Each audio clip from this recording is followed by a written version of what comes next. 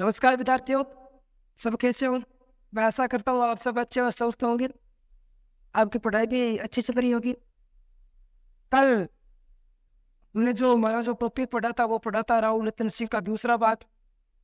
मेवाड़ में गुहिल जो वंश था, राहुल शाखा थी, वो उनका अंत हो गया था। गुहिल समाप्त हो गए थे मेवाड़ पर 1303 ईस्वी में। अब जो नई शुरुआत होगी वो हमारी आज की इस क्लास में कौन सी होगी? मित्रों, जैसे ही राहुल रतन सिंह वीर गति को प्राप्त होता है तो चित्तौड़ पर अधिकार को किसका हो गया था? चित्तौड़ पर खिलजियों का अधिकार हो गया था। और जैसे ही खिलजियों का अधिकार हुआ तो उसमें मैंने आपको बताया कि खिजर खां को यहाँ का प्रशासक नियुक्त किया गया था। और खिजर खां को यहाँ का प्रशासक नियुक्त किया तो खिजर खां ने कुछ समय के पश्चात जानवर के मालदेव सोनग्रा को सौंप दिया। मालदेव सोनग्रा। और मालदेव सोनग्रा ने क्या किया? मालदेव सोनग्रा ने जब यहाँ से खिजर खां चला जाता है तो मेवाड़ पर स्थायी अधिकार कर लिया। इसका पुत्र भी इसी के साथ था। तो इस मालदेव सोनग्रा को मैंने आपको बताया कि मूर्छाला मालदेव भी कहा जाता। बड़ी बड़ी मूर्छों के लिए प्रसिद्ध था। इसको भी याद रखना है। और यही से चित्तौड़ पर चोलों का एक बार अधिकार हो जाता है। तो मित्रों, अब यही से देखना, आप अगला एक शासक आएगा और शासक का नाम रहेगा राणा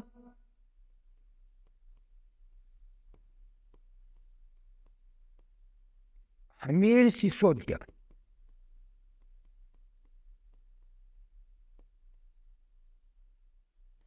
राणा हमीर सिसोदिया।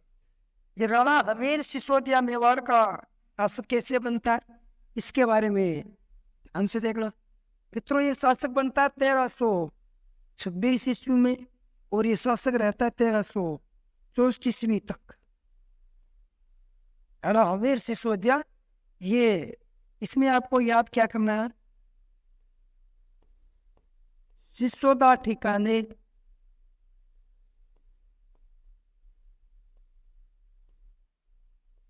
के शासक हरि सिंह का पुत्र।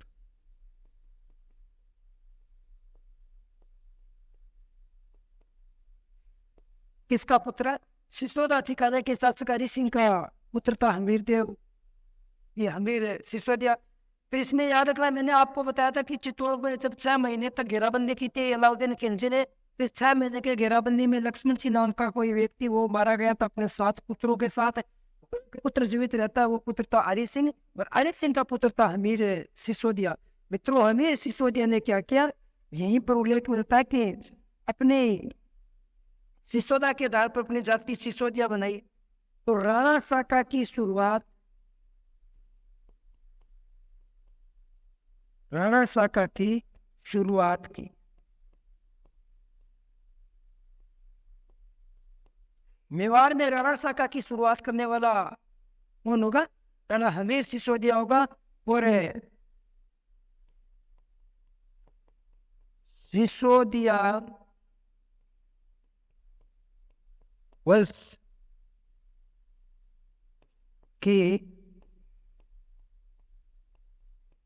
शुरुआत वह सिसोदिया राजवंश की शुरुआत की। इस बात को भी याद रखना, क्योंकि गुहिल राजवंश खत्म हो गया था और सिसोदिया राजवंश की शुरुआत किसके द्वारा की गई थी? राणा हमीर सिसोदिया के द्वारा की गई थी। मित्रों, इसी में आपको आगे याद ये रखना है, शुरुआत हमीर सिसोदिया के बारे में आपको आगे याद ये रखना है कि इन्हें मेवाड़ का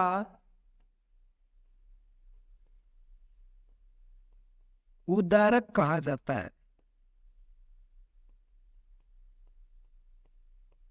इन्हें मेवाड़ का क्या कहा जाता है? उद्धारक कहा जाता है, क्योंकि चौहानों से वापिस इन्हें अपनी शक्तियों में वृद्धि करते हुए वापिस जीत लिया था मेवाड़ चौहानों से। ठीक है ना? इसीलिए इन्हें मेवाड़ का उद्धारक कहा जाता है।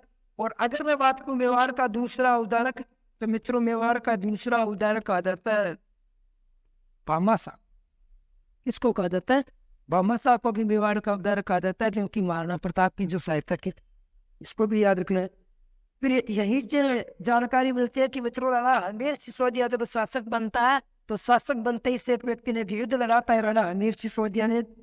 और जो युद्ध लड़ा था वो युद्ध कौन सा लड़ा था? तो ध्यान देना, हमीर सिसोदिया के द्वारा एक युद्ध लड़ा गया था, सिंगोली का युद्ध। सिंगोली का युद्ध। और ये सिंगोली का जो युद्ध लड़ा था ये 1326 ईस्वी में लड़ा गया था। और सिंगोली का युद्ध ये राणा हमीर सिसोदिया के द्वारा लड़ा गया था। किसके साथ? तो याद रखना, एक तो हो गया अपना अमीर और वर्षेद हो गया मोहम्मद बिन तुगलक।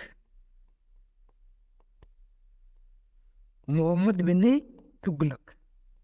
और मोहम्मद बिन तुगलक के साथ सिंगोली का युद्ध हुआ था। और सिंगोली के युद्ध में मोहम्मद बिन तुगलक को परास्त किया था राणा हमीर सिसोदिया ने। इस बात को भी ध्यान रखना। इसमें अगर मैं बात करूं विजय, तो विजय कौन हुआ था? हमीर सिसोदिया। हमीर सिसोदिया इस युद्ध में क्या होता है? विजय होता है। इस बात को भी आप ध्यान में रखना। मित्रों सिसोदिया ठिकाने के शासक हरि सिंह का पुत्र था। राणा शाखा की शुरुआत की थी, सिसोदिया वंश की शुरुआत की थी। इन्हें मेवाड़ का उदाहरक कहा जाता है, इसको भी आप याद रखना है। इसी हमीर के बारे में आगे जो और जानकारी मिलती है मित्रों याद रखना, कुंभलगढ़ प्रशस्ति में।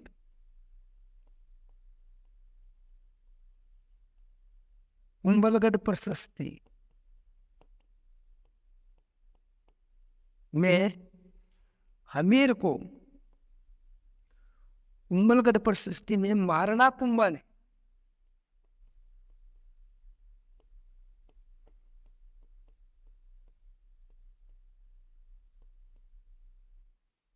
हमीर सिसोदिया को, ठीक है ना, कुंभलगढ़ प्रशस्ति में हमीर सिसोदिया को महाराणा कुंभा ने विषम घाटी पंचानन ने कहा है। इस बात को भी, सिसोदिया को विषम घाटी क्या कहा है? विषम घाटी।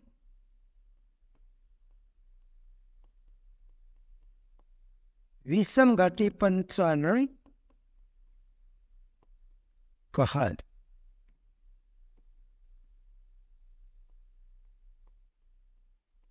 इस बात को तो आप याद कर ले। दोबारा देखना, कुंभलगढ़ प्रशस्ति। फिर कुंभलगढ़ प्रशस्ति की मैं बात करूं तो मित्रों कुंभलगढ़ प्रशस्ति में महाराणा कुंभा ने हमीर सिसोदिया को क्या कहा है? विषम घाटी पंचाननी कहा है। विषम घाटी पंचानन का मतलब ये होता है कि विकट परिस्थिति में सिंह के समान क्या करना? प्रदर्शन करना। विकट परिस्थिति में सिंह के समान प्रदर्शन करना। मैं यहाँ आपके सामने लिख रहा हूं, विकट परिस्थिति में।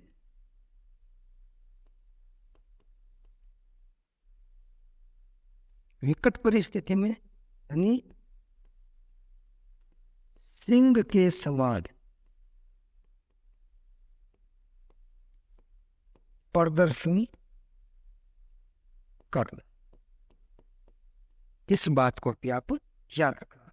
राणा हमीर सिसोदिया को कुंभलगढ़ प्रशस्ति में महाराणा कुंभा ने विषम घाटी पंचानन कहा है। इस बात को आप ध्यान में रखना। और अगर इस महाराणा कुंभा से संबंधित अगर और तथ्यों की बात करें तो मित्रों इसमें आपको आगे ध्यान देना है, कुंभा ने रसिक प्रिया में हमीर को वीर राजा कहा है। दोबारा देखना है, और इसमें रसिक प्रिया में वीर राजा कहा है। इस बात को भी ध्यान रखना। दोबारा देखना, वीर राजा कहा है। किसको कहा है? तो रसिक प्रिया में वीर राजा कहा है, महाराणा कुंभा ने कहा है। किसको कहा है? तो याद रखना, ये कहा है मित्रों राणा हमीर सिसोदिया। राणा हमीर सिसोदिया को कहा। इस बात को भी ध्यान में रखना। फिर मित्रों इसी में आपको आगे याद रखना Colonel James Tod. Colonel James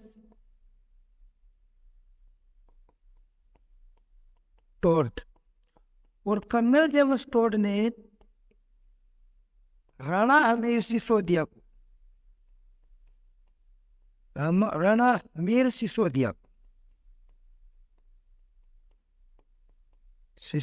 को अपने समय का महान शासक बताया। अपने समय का महान शासक है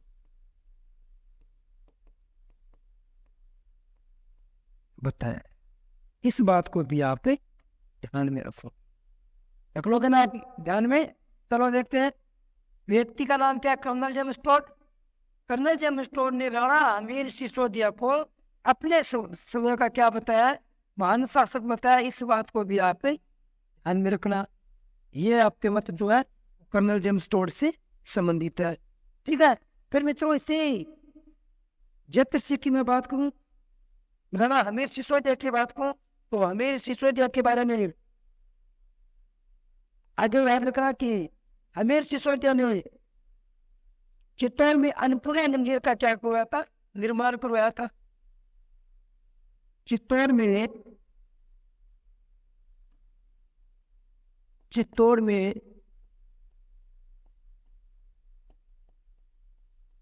अन्नपूर्णा मंदिर का निर्माण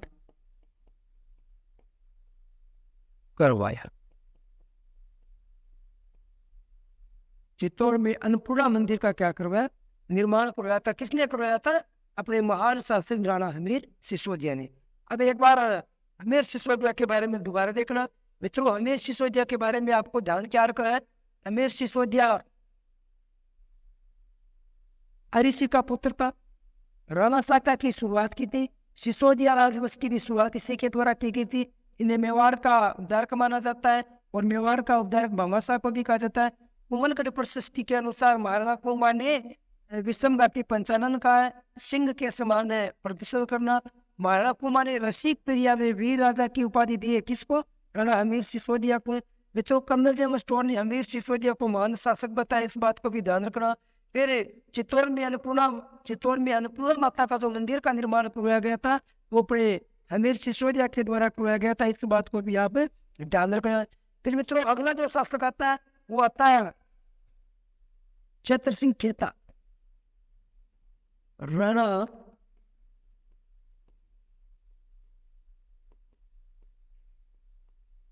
छत्र सिंह खेता के नाम से जाना जाता है। 1364 से लेकर 1382 तक अपने खेता का शासनकाल रहा था। इस बात को भी आप ध्यान रखना। मित्रों इनसे संबंधित मैं आपको एक चीज बताऊंगा कि राणा छत्रसिंह जो खेता है, राणा छत्रसिंह खेता के शासनकाल में मेवाड़ और मारवाड़ के मध्य दुश्मनी पैदा होती है और वो अंत तक चली जाती है। इस बात को भी याद रखना। राणा छत्रसिंह खेता ने क्या किया था? मानवा के शासक दिलावर खां की हत्या करी और संघर्ष के क्या बोए थे? बीज बोए थे। इस बात को भी आप ध्यान में रख लेना। मालवा के शासक दिलावर खां की हत्या करके मेवाड़ और मालवा के मध्य संघर्ष के बीज बोए थे। अभी मैं आपके सामने लिख देता हूं कि मालवा के शासक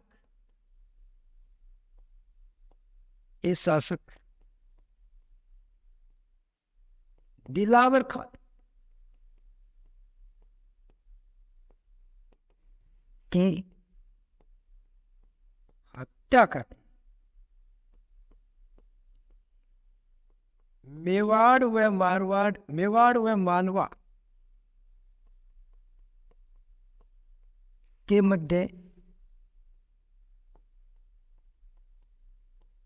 व मालवा के मध्य संघर्ष के बीज बोए। इस बात को। फिर मित्रों, राणा छत्रसिंह खेता के शासन काल में मेवाड़ का उत्थान होता है। मेवाड़ की जो सीमाएं थी वो बढ़ने लग गई थी। तो याद रखना, राणा छत्रसिंह खेता के जो शासन काल में मेवाड़ कहां से कहां पहुंच गया था, इस बात का भी ध्यान रखना। मित्रों, इन्होंने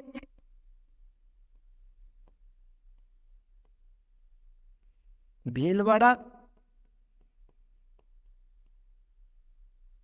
अजमेर, छप्पन के मैदान,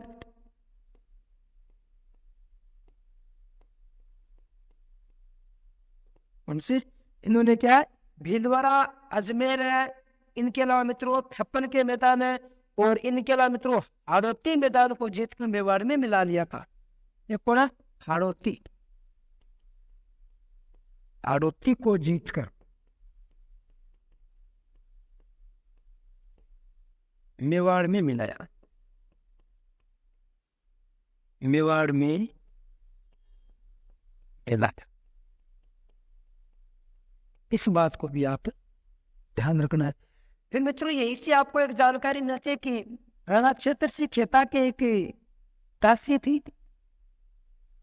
दासी, और जानकारी मिलती है कि दासी का जो नाम था वो था खातिन,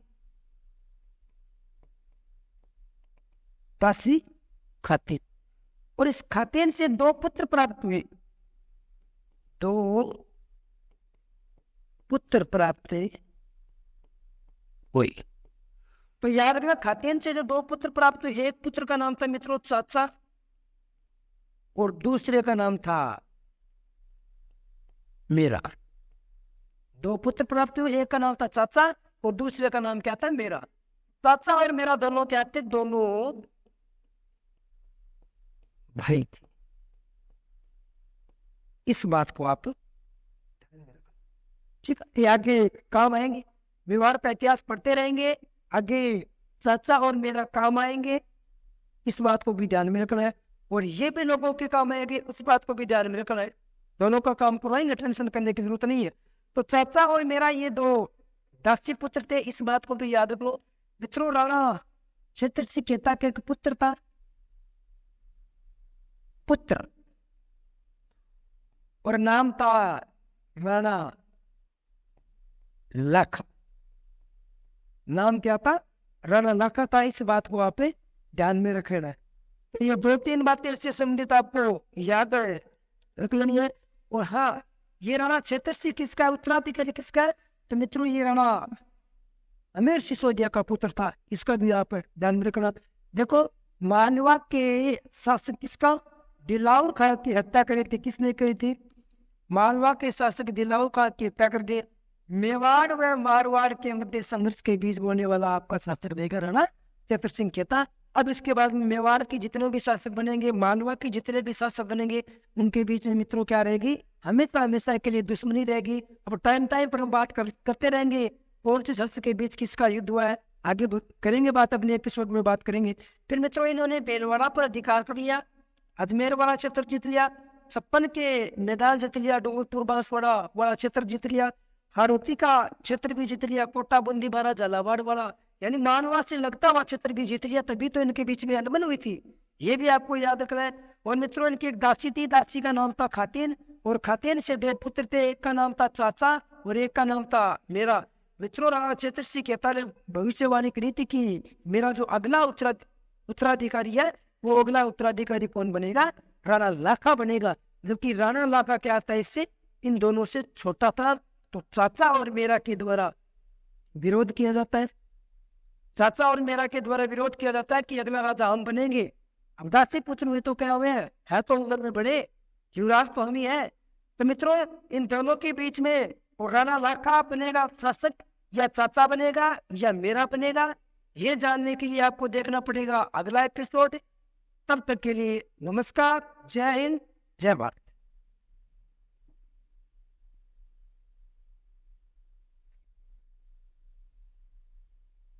Yes.